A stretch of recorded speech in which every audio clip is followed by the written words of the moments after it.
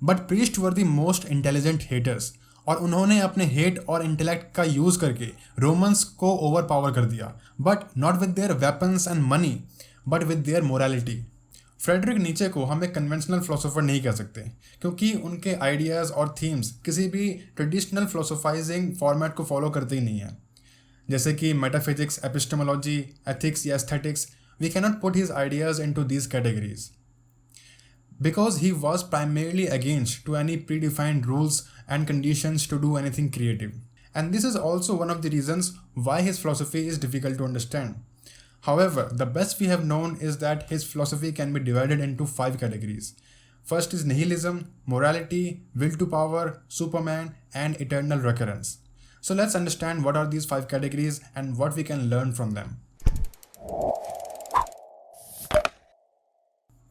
So the first question is, what is nihilism?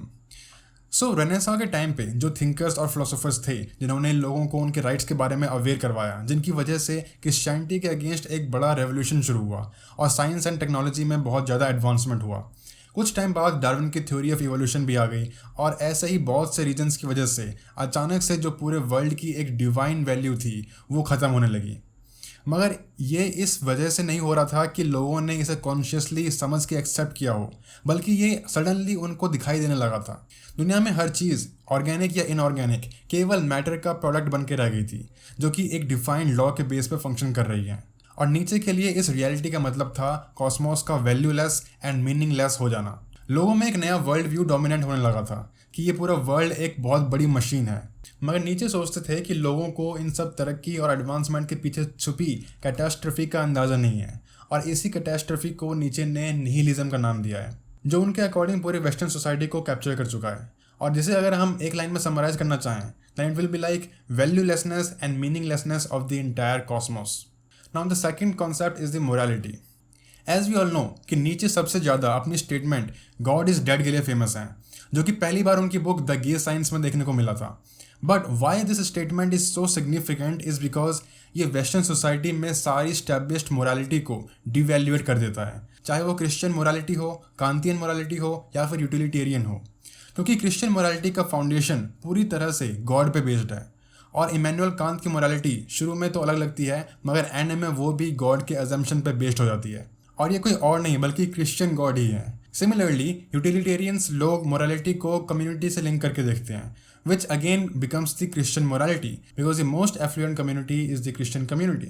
और इसके बाद आता है न्यू कॉन्सेप्ट ऑफ altruism, जो कि सेल्फलेस सर्विस की बात करता है, which is nothing but the concept of love of neighbor, जो कि क्रिश्चियनिटी का सेंट्रल थीम है और जहाँ से इसको उठाया गया है। हैंस नीचे सारी मोरालिटी को क्रिश्चियन मोरालिटी से लिंक करके देखते हैं, और इसीलिए ये स्टेटमेंट गॉड इज़ डेड सारी मोरालिटी के फाउंडेशंस को हिला कर रख देता है। वैसे ये बात शायद एशियन लोगों के लिए इतना मायने ना रखें, स्पेशली इंडियंस के लिए, क्योंकि यहाँ अगर कोई गॉड की डेथ की बात कर भी देता है तो उससे कोई ज़्यादा फर्क पड़ने वाला नहीं है, क्योंकि हमारे पास तो इतने सारे गॉड्स हैं। बट इमेजिन वो लोग जो सदियों से सिर्फ एक ही चीज़ पे बिलीव करते आ रहे हैं और जिससे उनकी पूरी लाइफ गवर्न होती है, और कल को आके आपसे कोई कहे कि वो चीज़ एग्जिस्ट ही नहीं करती या वो मर चुकी है, what will be the situation of that person.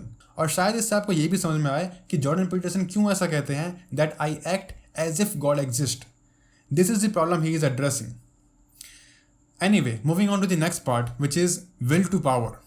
अब ये कॉन्सेप्ट बहुत इंपॉर्टेंट है, और इसे समझने के लिए हमें पहले नीचे के द्वारा आर्थर शोपेनहावर के क्रिटिसिज्म को समझना जरूरी है, जिनकी पूरी फिलोसफी विल टू लिव के कॉन्सेप्ट पे बेस्ड थी, जिसका मतलब लिविंग थिंग्स केवल अपने खुद की लाइफ को सस्टेन और डेवलप कर पाने की वजह से ही मोटिवेटेड फील करते हैं। मगर नीचे के अकॉर्डिंग ये विल टू लिव का कॉन्सेप्ट बिल्कुल मीनिंगलेस है, क्योंकि लिविंग थिंग्स सिर्फ जिंदा रहने की नीड के लिए मोटिवेटेड नहीं होते, बल्कि उनके अंदर इससे बड़ी नीड्स को पूरा करने के लिए एक विल होता है, जैसे पावर को यूज़ करना और अपनी स्ट्रेंथ को एक्सपेंड कर पाना। इन नीड्स को पूरा कर पाने के लिए लोगों में एक विल डेवलप होती है, जो इनको पूरा करते करते पावर में कन्वर्ट हो जाती है। नीचे के अकॉर्डिंग लिविंग बींग्स का सबसे टॉप गोल होता है अपनी स्ट्रेंथ को डिस्चार्ज कर पाना। नीचे ने विल टू पावर को अपने आप को ओवरकम करने की ड्राइव और अपने प्रेजेंट सिचुएशन को बेटर कर पाने की तरह ट्रीट किया है। अपनी लाइफ की लिमिटेशंस को ओवरकम करने से हमें सेटिस्फैक्शन और प्लेजर की फीलिंग होती है, एंड ऑफ कोर्स अगर वो गोल्स अचीव ना हो पाए तो डिससेटिस्फैक्शन भी होता है। मगर दोनों ही केसेस में स्ट्रगल के दौरान हमारा विल और स्ट्रेंथन एंड डिटरमिन्ड हो जाता है। फॉर एग्जाम्पल पहली बार स्टेज पर जाने से बहुत डर लगता है, मगर अगर एक बार आप चले जाओ तो फिर भले ही आप परफॉर्म करो या ना करो, मगर आपका विल स्ट्रांग हो जाता है। And this cycle keeps on going. आप जितनी बार स्टेज पर जाओगे उतनी बार आपका विल और ज़्यादा स्ट्रांग होगा। मगर नीचे कहते हैं कि एक टाइम ऐसा आता है जब हम अपने विल, जो कि धीरे धीरे पावर में ट्रांसफॉर्म होता है, उसे ओबे करना शुरू कर देते हैं। फॉर एग्जाम्पल नीचे के अकॉर्डिंग नॉलेज सीख करने से हमारे ऊपर 3 तरह के इफेक्ट होते हैं जिससे हमें पावर की फीलिंग होती है। पहले इफेक्ट में जब हम नॉलेज एक्वायर करते हैं तो हम खुद की पावर से अवेयर होना शुरू हो जाते हैं। फॉर एग्जाम्पल जब एक जिम्नास्ट कोई स्टंट परफॉर्म करता है तो इवन तो वहाँ पे उसे देखने के लिए कोई भी ना हो, मगर तब भी उसे वो करते वक्त उतना ही प्लेजर मिलता है जितना कि तब जब उसे लोग देख रहे होंगे तब मिलता। And this is same with the knowledge also. Second effect में जब आप अपने नॉलेज को बेटर करते हो then you get the ability to defeat someone, you feel victorious over older ideas. और थर्ड इफेक्ट में जब आप कोई नया ट्रुथ जानते हो या कोई नई स्किल सीख लेते हो then you feel elevated and a sense of superiority and uniqueness उनके प्रति जिनको वो चीज़ नहीं आती या जिनको वो चीज़ नहीं पता। And that is the sense of power. And नीचे क्लेम्स दिस कि जो जानते हैं वही बनाते हैं और जो वो बनाते हैं वही कानून बन जाता है। Therefore, their will to truth is their will to power. I know ये थोड़ा लंबा होता जा रहा है, मगर एक एग्जाम्पल से ये बहुत अच्छे से समझ में आएगा। नीचे अपनी book the genealogy of morals में नोबल और स्लेव्स के बीच एक इंटरप्ले का एनालिसिस करते हैं। एक टाइम पे जब रोमन्स थे नोबल और ज्यूज थे slaves, and Romans were strong, rich and powerful, जबकि Jews were weak, poor and lacking in power. मगर ज्यूज के पास एक और चीज़ थी, वो थी उनकी प्रीस्टली क्लास, जो कि पावर ना होने की वजह से पूरी तरह हेट्रेड से भरी हुई थी।